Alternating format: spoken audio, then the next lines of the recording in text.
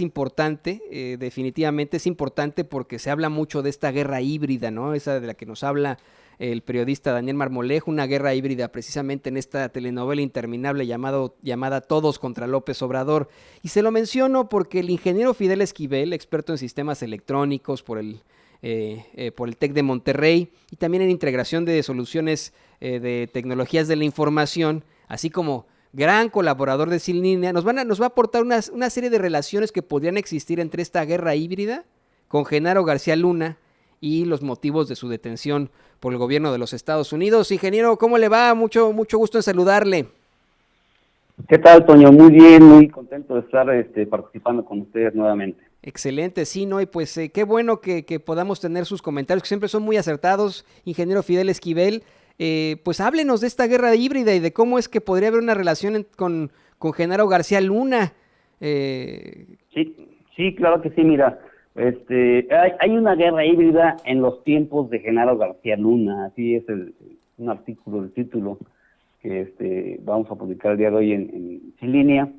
Y pues mira, el pasado 1 de enero se estrenó el magistral capítulo 2 de Guerra Híbrida, el documental dirigido y producido por Daniel Marmolejo y su productora Cuarta República. Se ha mencionado que será una serie de 3 capítulos, pero debido a la contundencia de la información mostrada hasta ahora es probable que se extienda, ya que los temas que se han abordado son de sumo interés nacional.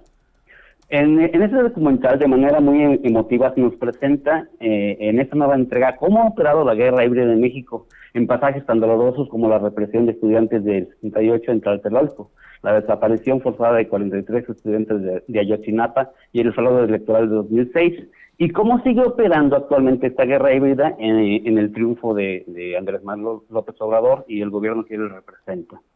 Y podemos ver también que este gobierno tiene el apoyo de la mayoría del pueblo mexicano y el rechazo de quienes han perdido sus privilegios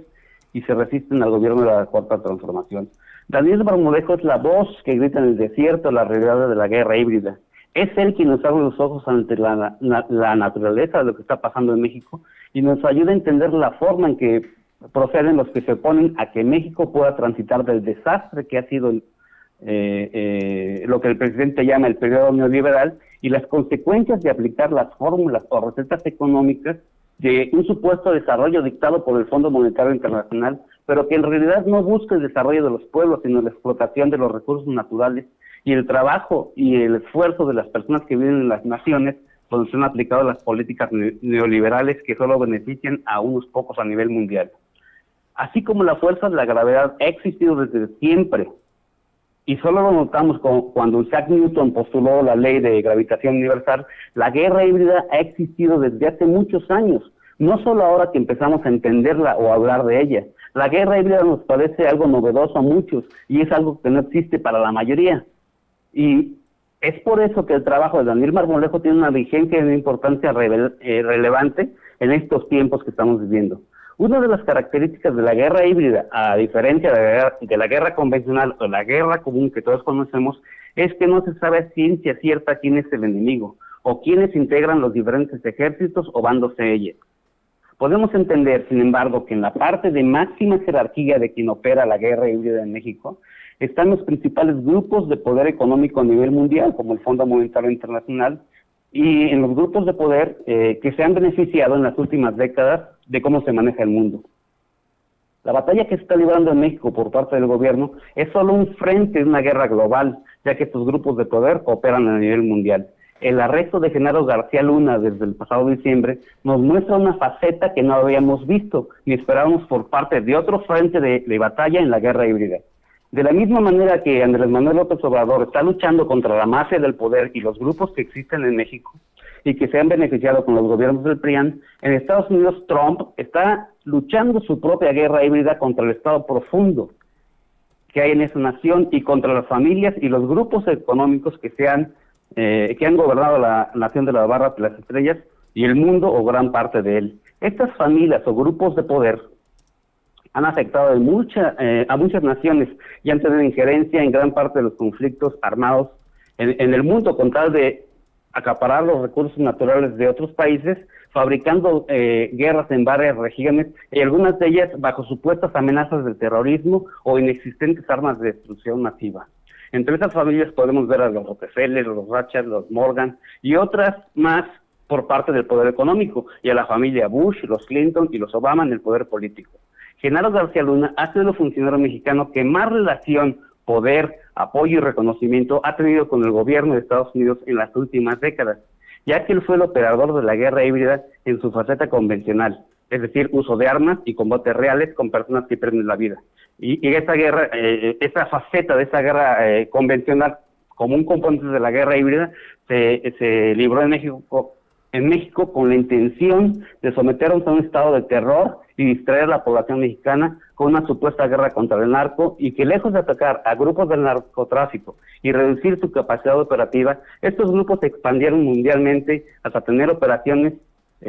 no solo con el tráfico de drogas de Sudamérica hacia Estados Unidos, sino hacia todo el mundo. La liberación del Chapo en el gobierno de Fox fue el inicio de la relación del gobierno federal con el narcotráfico, y llama la atención que en los cargos que se le imputan a Genaro García Luna se le menciona una relación con narcotraficantes desde el 2001, mientras Genaro García Luna estaba al frente de la ASO. Algunas personas hemos pensado, Toño, que la guerra híbrida contra el narcotráfico de Felipe Calderón fue para legitimar a Calderón después de haberse robado la presidencia de 2006. Pero ahora pareciera que no solo se deseaba distraer la atención del pueblo mexicano ante el fraude electoral, sino que se deseaba establecer un estado de terror para que, al tener a la población en shock, se empezara a planear el despojo de los recursos energéticos del país mediante la desarticulación de Pemex, CFE y las empresas productivas de México. Fue en el gobierno de Felipe Calderón donde se sentaron las bases de lo que sería la reforma energética, ya que fue cuando varios políticos empezaron a entretejer relaciones con distintas corporaciones petroleras a nivel mundial. El problema para Genaro García Luna y Felipe Calderón fue el triunfo de Trump en las elecciones de 2016, ya que el proyecto del actual presidente desea desarticular los grupos de poder en Estados Unidos y el esquema económico mundial, y que está al borde del colapso. Para muchos mexicanos, Trump sigue representando al gobierno expansionista, imperialista, y que mete sus narices en el mundo para crear guerras y alentar empresas militares y a los grupos económicos de poder. Pero es evidente que el triunfo de Trump permitió que AMLO llegara al gobierno, y esto no hubiera sido posible si Hillary Clinton hubiera llegado al poder. El arresto de Genaro García Luna por parte de la administración de Trump va más allá del tema del narcotráfico, ya que aparentemente lo que se desea es poner en evidencia a funcionarios de los gobiernos de Bush, Clinton y Obama, y la eventual relación que pudieran haber tenido al permitir que Genaro García Luna traficara narcóticos en Estados Unidos. La sorpresa para Felipe Calderón ante el arresto de Genaro García Luna queda evidenciada en los dos tweets posteriores a su arresto. En el primero, Calderón mencionaba de un supuesto arresto de Genaro García Luna, como si eso fuera un rumor, y posteriormente menciona que Genaro García Luna trabajó de manera coordinada con el gobierno de Estados Unidos,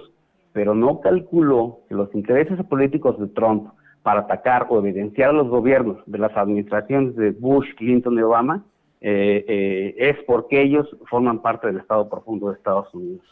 El caso de Genaro García Luna dará mucho de qué hablar, y no nos deberá extrañar que varios funcionarios de los gobiernos anteriores de ambos países resulten implicados y tengan consecuencias penales. El interés que tenemos los mexicanos en este caso se verá recompensado, ya que es muy probable que, independientemente de que exista juicio o que Genaro García Luna se declare culpable, los expresidentes Fox y Calderón tienen mucho de qué preocuparse por la relación con el superpolicía, que lejos de cumplir con su trabajo y responsabilidad con todos los mexicanos, salió con grupos criminales con consecuencias desastrosas para México que aún estamos viviendo y cuyos resultados nos llevará mucho tiempo superar, Toño. Qué interesante planteamiento, qué interesante hipótesis de cómo es que en efecto esta elección de Donald Trump pudo haber perjudicado a muchos en las esferas del poder, porque en efecto, ingeniero Fidel Esquivel, se habla de muchas investigaciones periodísticas que estarían vinculando, en este caso de Genaro García Luna, a, por ejemplo, el exdirector de la CIA, David Petraeus, por ejemplo, a Janet Napolitano, quien fuera la exsecretaria de Seguridad Nacional de los Estados Unidos, hoy presidenta del Sistema de Universidades de California, y que hoy podrían enfrentar serias problemáticas. Tal vez esta estrategia, que puede ser estrategia electoral de Donald Trump, tenga el beneficio, tenga tal vez pues, ¿cómo decirlo? La virtud única de que con esto los mexicanos tendríamos certeza jurídica y no se protegería a los malvados aquí en los Estados Unidos con instituciones fuertes. Yo quiero agradecerle, ingeniero, por esta hipótesis, por esta columna tan interesante. ¿Cómo la gente se puede poner en contacto con usted? Y, por supuesto, ¿cómo pueden leerlo, verlo y escucharlo? Sí, mira, yo tengo mi cuenta de Twitter que es @Fidel, _de_acá, Fidel el de acá. Y pues yo escribo en sinlineamx.com y ahí podemos, pues pueden entrar para leer los artículos que hacemos, y a todo el equipo de Sinlinea, pues que estamos tratando de aportar y tratando de desmontar o de entender lo que está pasando en cuestiones de política y de este cambio que estamos haciendo la mayoría de los mexicanos que queremos vivir en paz, que queremos tener tranquilidad y sin afectar a nadie, que viviendo en un estado de derecho, Toño. Pues muchísimas gracias por esta aportación, ingeniero Fidel Esquivel. Estamos más que a sus órdenes y lo vemos muy muy pronto aquí en las pantallas de Sin Censura. Obviamente lo estaremos buscando ahí en Sinlinea MX. Sí, muchísimas gracias por ahí, Toño. Un abrazo para todo el equipo de Censura. Ánimo, las presiones que están recibiendo son el resultado de todo lo que están haciendo. Entonces, tiene el apoyo de muchas gentes que creemos en ustedes, que les agradecemos todos los esfuerzos que están haciendo, porque todos estemos mejor, Toño. Muchísimas gracias a todos. No, pues muchas gracias, ingeniero Esquivel. La verdad es que le agradecemos este apoyo y esta solidaridad, definitivamente. Y bueno, se nos